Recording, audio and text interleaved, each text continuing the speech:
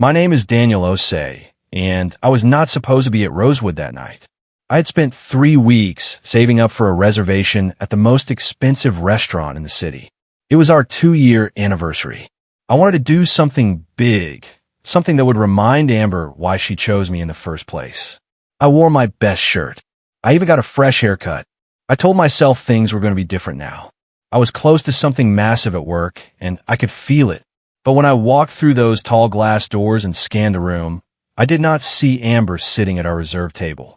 I saw her at a corner booth, leaning forward, laughing at something a man in a charcoal suit was whispering. Her hand was resting on the table, close to his. Her eyes were bright in a way I had not seen in months. I stood there for a moment, thinking maybe I was wrong. Maybe it was a work thing. Maybe there was an explanation. Then she looked up and saw me. She did not panic. She did not look guilty. She just sat back slowly and crossed her arms, like I was the one interrupting something important. The man beside her glanced at me and smirked. I walked over anyway. "Amber," I said, "what is this?" She looked at me the way someone looks at an old receipt they forgot to throw away. "Daniel," she said, "I was going to call you. Were you?" She exhaled. "This is not working anymore. You and me. It has not been working for a long time." The man in the charcoal suit leaned back in his chair, completely unbothered, like he had seen this before. He picked up his wine glass and said, without even looking at me, "She has already moved on, son. You should too." "Son." He called me son. I looked at him. I looked at her, and she did not flinch once. "I am leveling up." "Daniel," she said quietly, "you're going nowhere. I need someone who is already there." I could feel the room around me, the soft clink of glasses, the low hum of conversations, the warmth of candlelight that suddenly felt very cruel. I nodded once. I did not shout. I did not cry. I turned and walked toward the exit with my chest tight and my jaw locked. But just before I pushed through the door, I glanced back at the parking lot through the window. A black car sat under the lights. On the back window was a small company sticker. Callaway Group. I stopped breathing for exactly 2 seconds. Then I walked out into the cold. The night air hit me like a wall. I stood on the pavement outside Rosewood, loosening my collar, trying to slow my breathing down. The street was quiet except for the distant sound of traffic. I told myself to just keep walking. Get to my car. Go home. Process this later. Then I heard heels behind me. I turned around, and Amber was there, arms folded against the cold, chin lifted. She had not followed me out to apologize. I could tell immediately from the look on her face. She had followed me out to finish the conversation. "I know this is hard," she started. "You do not have to explain anything," I said. "I want to," she said, "because I think you deserve honesty." I said nothing. So she continued, "Daniel, you are a good person. But good is not enough. I have been patient. I have watched you chase this dream for 2 years. 2 years of small apartments and tight budgets and promises that things were almost there." She shook her head. "I am 26. I cannot keep waiting for almost." "So you found someone already there," I said. "Yes," she said, without blinking. "His name is Victor Crane. He is a regional director at Callaway Group. He has a car, a penthouse, a future. That is what success looks like, Daniel. That is what I want standing next to me." She said it like she was doing me a favor by being this clear. "You have no money," she continued. "No status, no power, and honestly, no direction. I stayed longer than I should have because I cared about you. But caring about someone is not a plan." I looked at her for a long moment. Then I said, very quietly, "You do not even know who he works for, do you?" She frowned. "What does that mean?" I shook my head slowly. "Nothing. Forget it." I turned and walked to my car. She called my name once. I did not turn back. I sat in the driver's seat for a full minute without starting the engine. Then I pulled out my phone and stared at the name of the company still fresh in my mind. Callaway Group. Of all the companies in this city, of all the people she could have found, I almost laughed. Let me tell you what Amber did not know. For the past 2 years, while she watched me struggle with rent and skip nice dinners and wear the same 3 shirts in rotation, I was quietly building something. Not loudly, not in a way that looked impressive from the outside, but something real. My name is on the founding documents of a company called Bridgeline Ventures. We are a private investment and acquisition firm.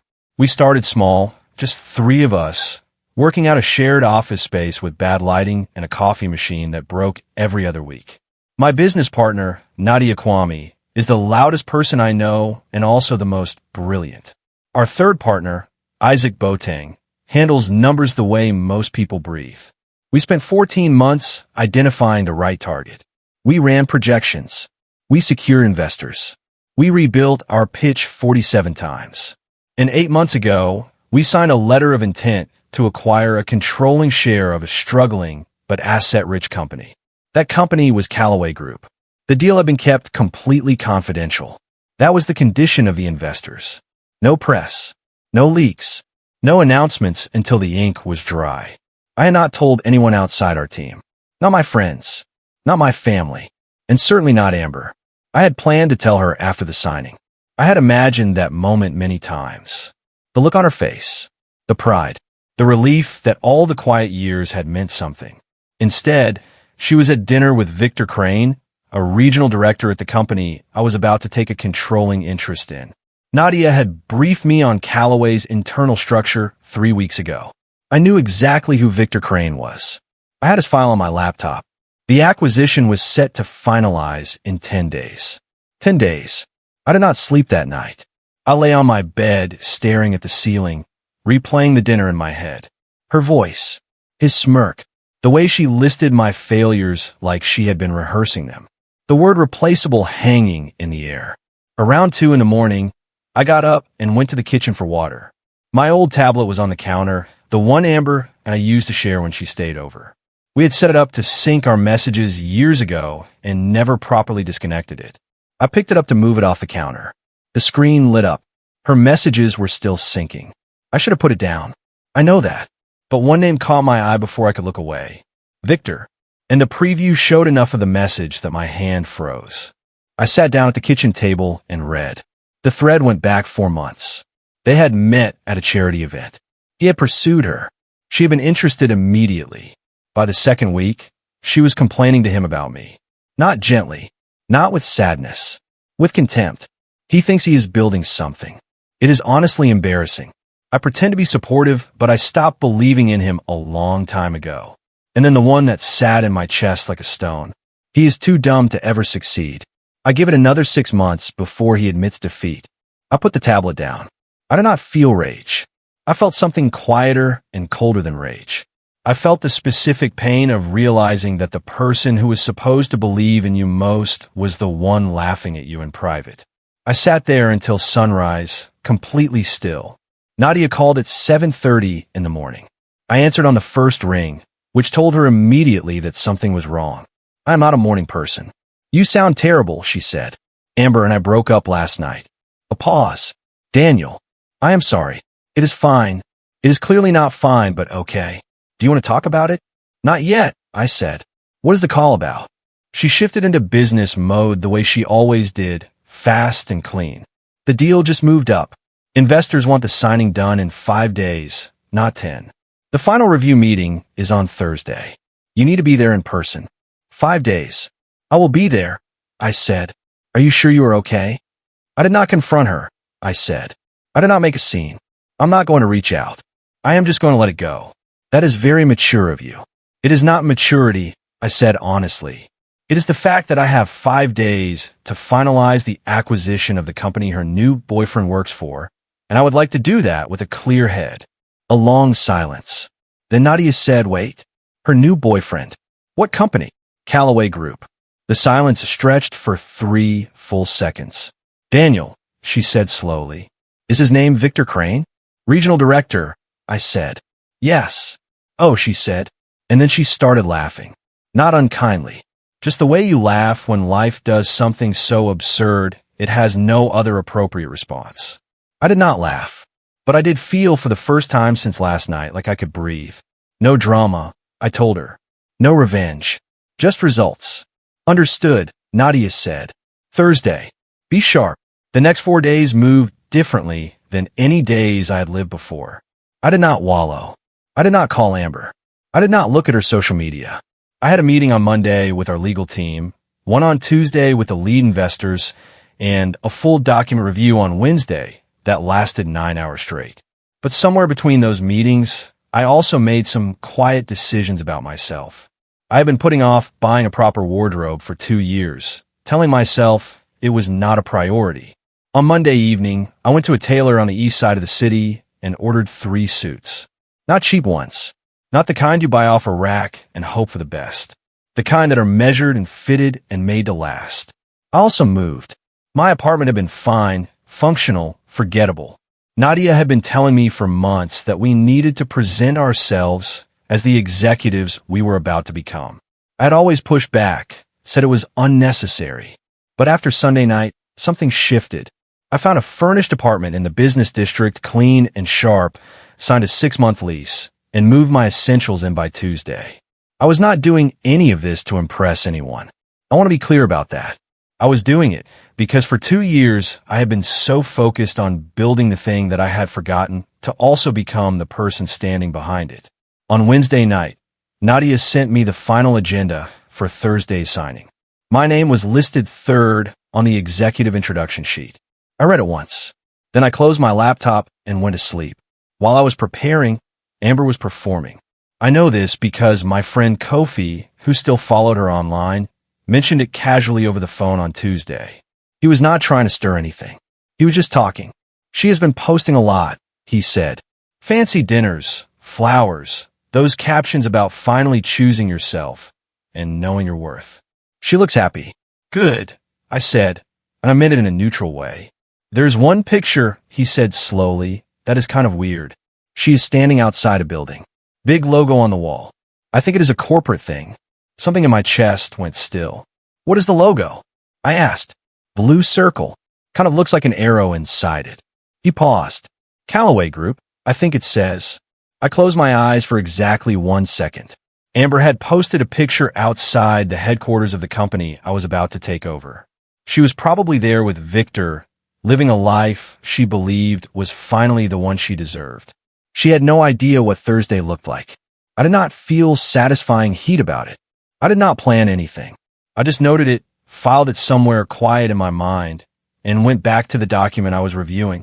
But I will not pretend the thought did not cross my mind.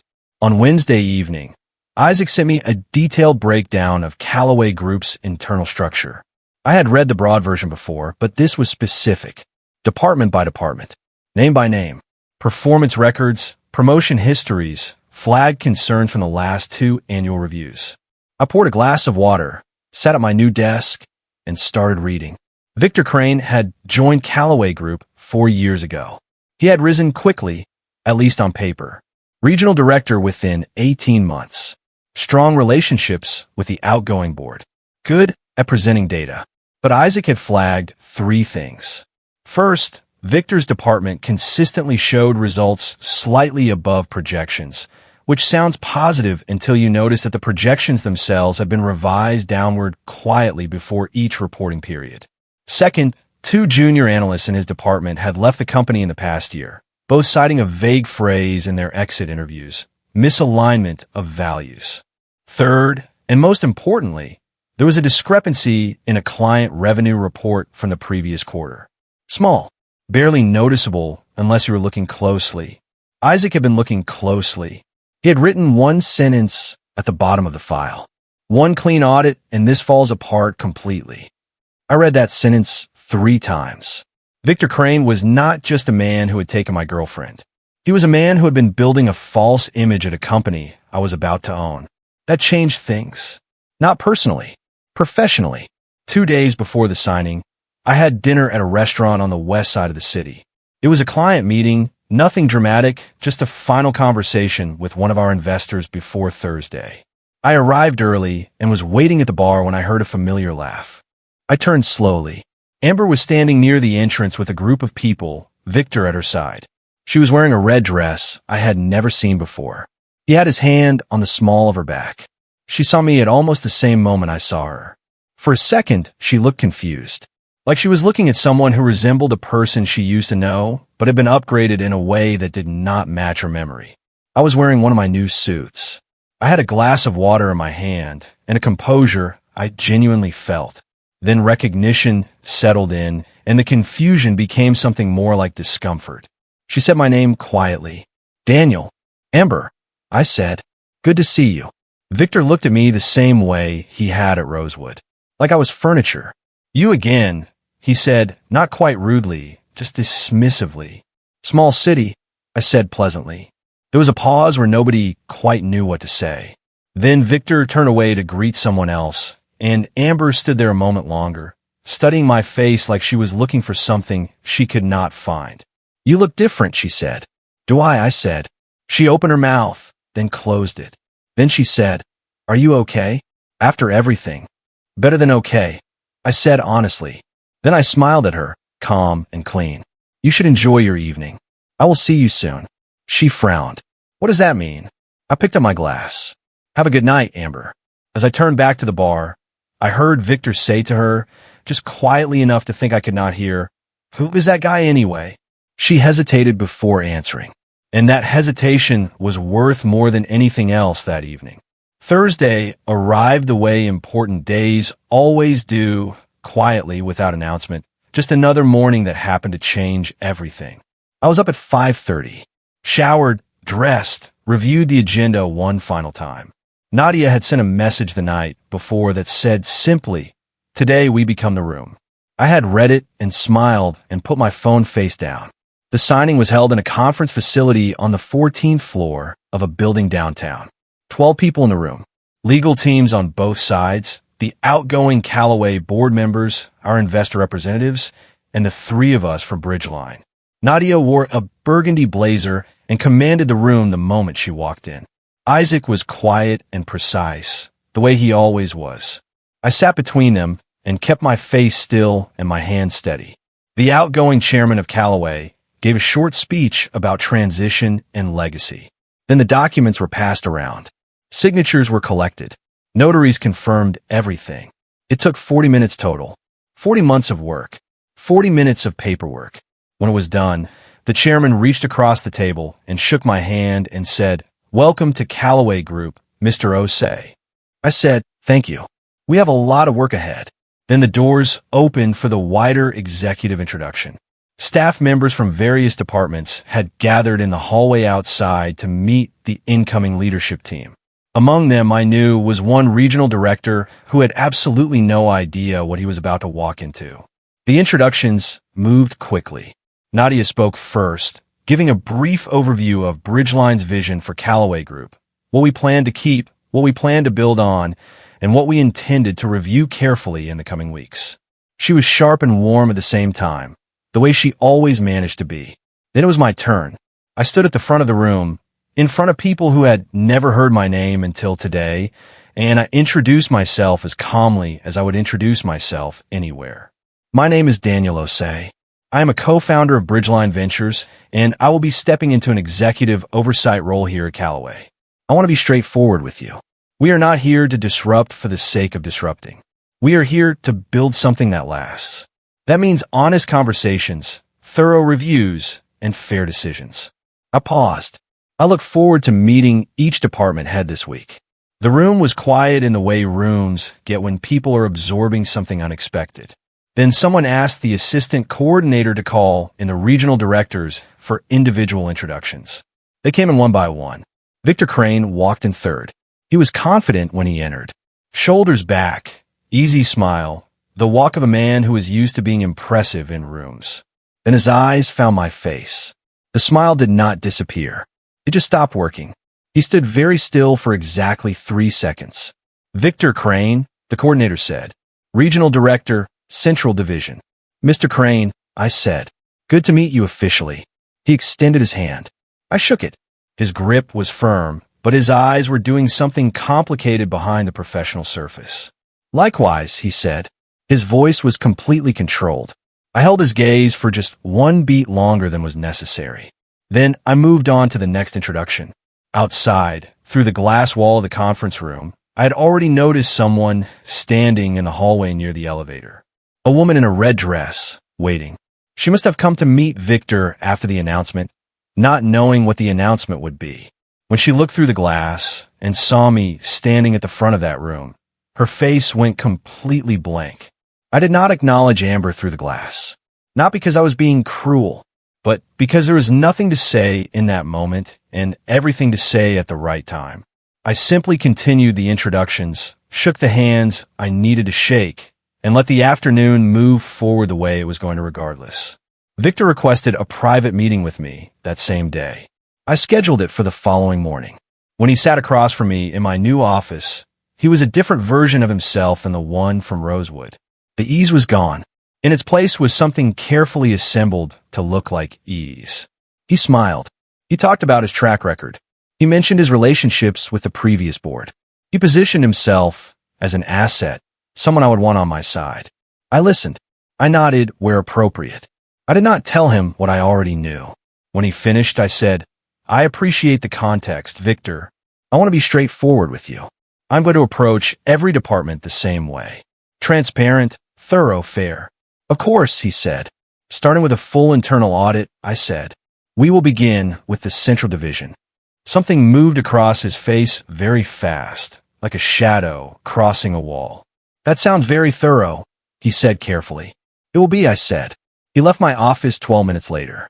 I sat for a moment after the door closed, not with satisfaction exactly, but with a kind of quiet clarity that comes from doing the right thing in the right order. The audit team began their work on Monday. I had brought in an external firm, independent, thorough, no connection to Callaway's previous structure. Isaac coordinated with them directly. I stayed out of the process on purpose. I did not want to be the one pushing a specific result. I wanted the result to come from the numbers alone. It took 4 days. On the 4th day, Isaac came to my office and placed a printed summary on my desk without saying anything at first. Then he sat down. "How bad?" I asked. "Not catastrophic for the company," he said. "Fixable. But for him personally, it is not good." I read through it slowly. "And did they?" I asked. "We do not think so," he said. "We think this was entirely his." I nodded slowly. "Pull the full documentation. I want everything clean and verified before we move." Isaac stood to leave, then paused.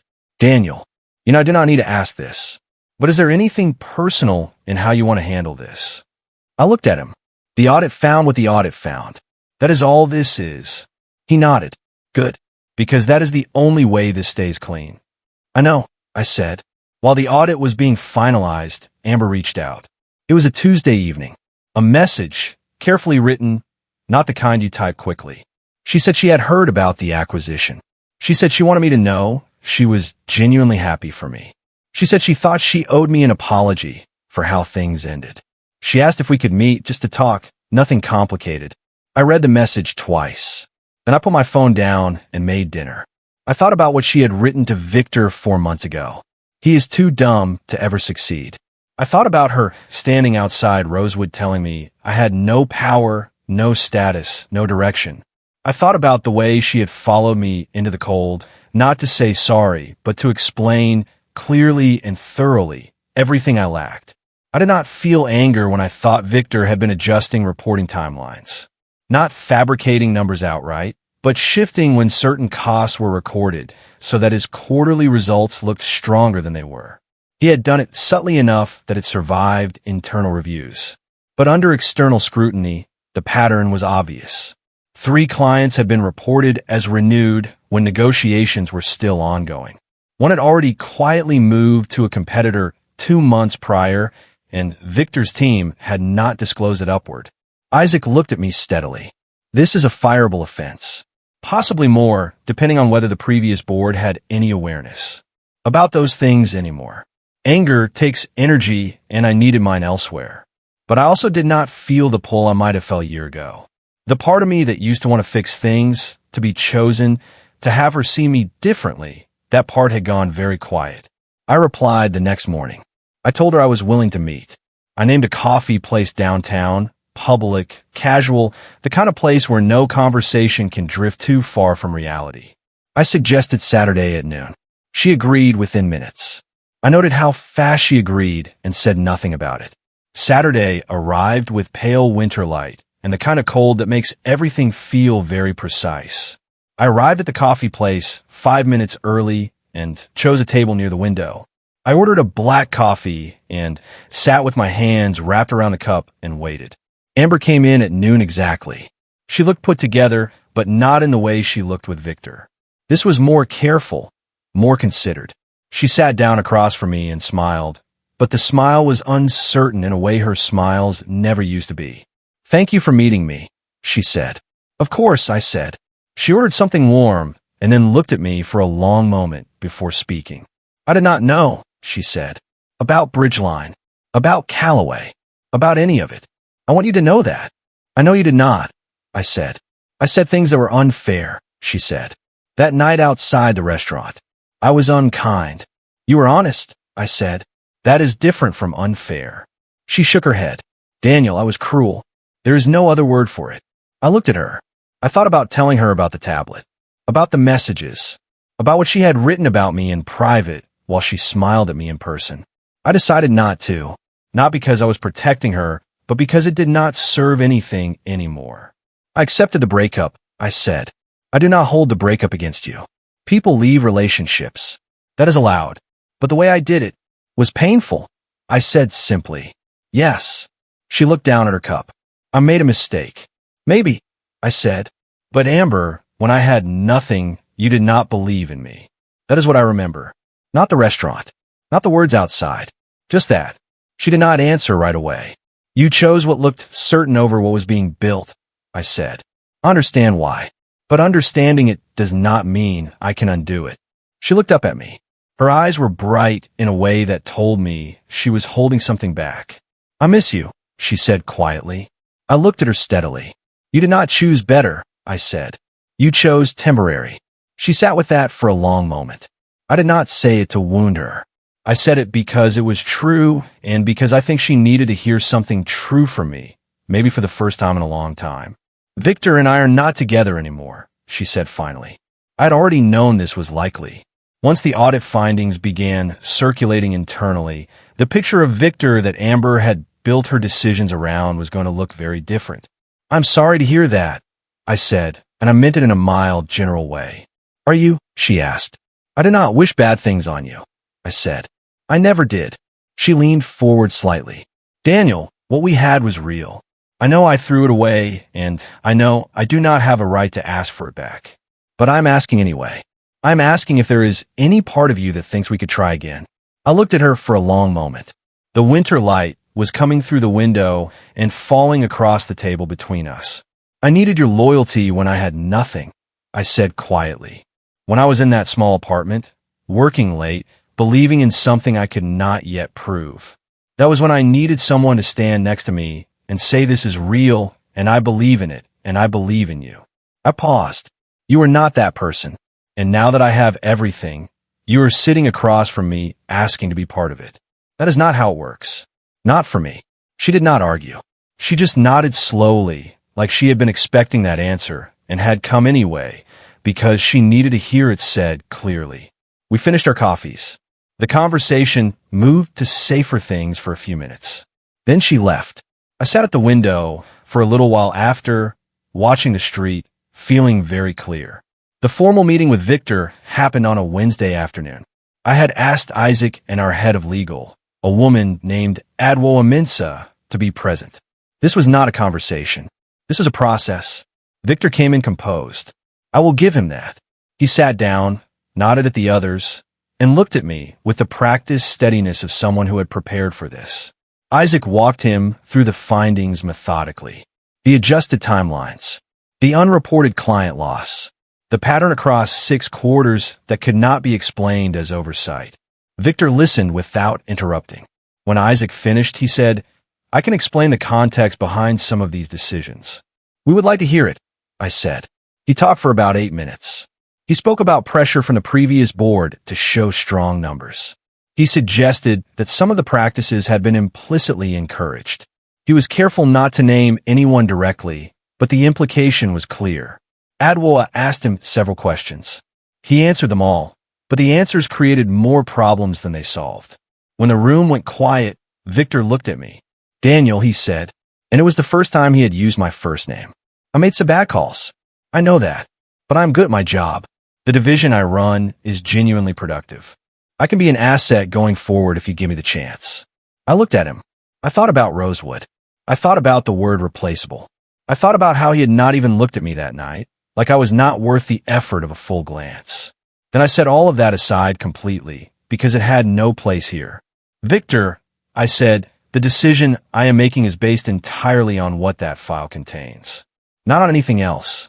And what that file contains does not leave us room to move forward. Victor Crane was formally terminated the following Friday. No severance. The legal team had confirmed that the nature of the misconduct voided that provision in his contract. His access to company systems was removed at 9 in the morning. His personal items were packed by noon. He was gone from the building by 2. I was not in the office when it happened. I had a meeting across town. I had deliberately scheduled it that way. I did not want to be present for the moment itself. That felt important to me. Nadia called me afterward. "It is done," she said. "Good," I said. "How do you feel?" she asked. I thought about it honestly. Like we made the right call, I said, and like it did not actually have anything to do with him. She understood what I meant. The decision had been made by the evidence. The relationship between Victor Crane and me was personal. The termination was professional. The two things had to stay in separate rooms, or neither of them meant anything.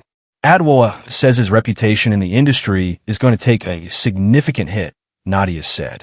Word travels fast in these circles. That is the consequence of the choices he made, I said. Not something I arranged. I know, she said. I just wanted you to know the full picture. By the end of that week, Amber's social media had gone very quiet. The posts about luxury dinners stopped. The captions about choosing better disappeared. Her profile, which had been loud and bright for weeks, went still. Kofi mentioned it again without me asking. She deleted like half her posts, he said. I said nothing. Everything she had positioned her life around for the past several weeks had been dismantled. Not by me, by the simple forward movement of events. She tried one more time. 3 weeks after the termination, on a Friday evening, Amber called. Not a message. An actual call. I answered. She sounded different. Quieter. The certainty that had always colored her voice was gone, replaced by something that sounded genuinely humbled. I know I do not have the right to keep reaching out, she said. I just needed to say one more thing. Go ahead, I said. I am sorry, Daniel. Not because of how things turned out, but because of who I was to you. I looked at you and decided you were not enough, and I told you that like I had the authority to make that call. And I was wrong. Not just about the outcome, about how I treated you. I listened. I think, she said slowly, I confused confidence with cruelty, and I dressed it up as honesty so I did not have to feel bad about it. I was quiet for a moment. That is a very honest thing to say, I said. Too late, though, she said. It was not a question. Yes, I said gently. Too late. She exhaled. I hope you know I am proud of you.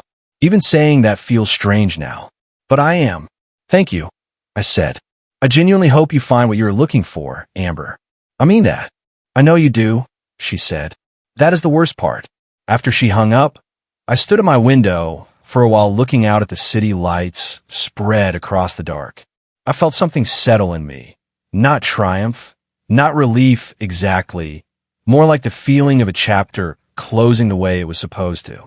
Without drama, without a final argument, just a quiet, firm full stop. I needed loyalty when I had nothing, not when I have everything. I had said that to her at the coffee shop, and I still believed it completely. 6 months later, I am sitting in my office on the 14th floor watching the city from a view I used to imagine. Callaway Group, under Bridgeline's leadership, is performing better than the projections we set. We kept the people worth keeping. We fixed what needed fixing. We build a culture that does not reward people for performing success while hiding failure. Nadia runs our external strategy. Isaac oversees financial integrity.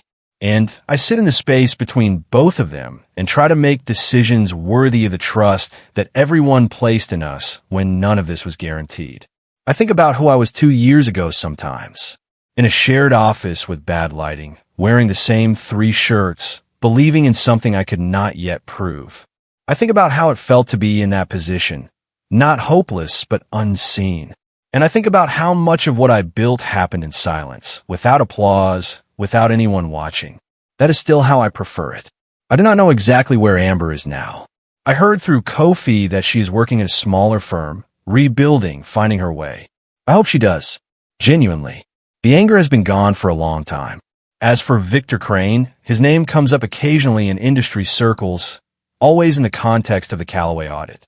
His story has become a quiet cautionary tale about what happens when you confuse performance with results. I did not make him a cautionary tale. He made himself one. That distinction matters to me.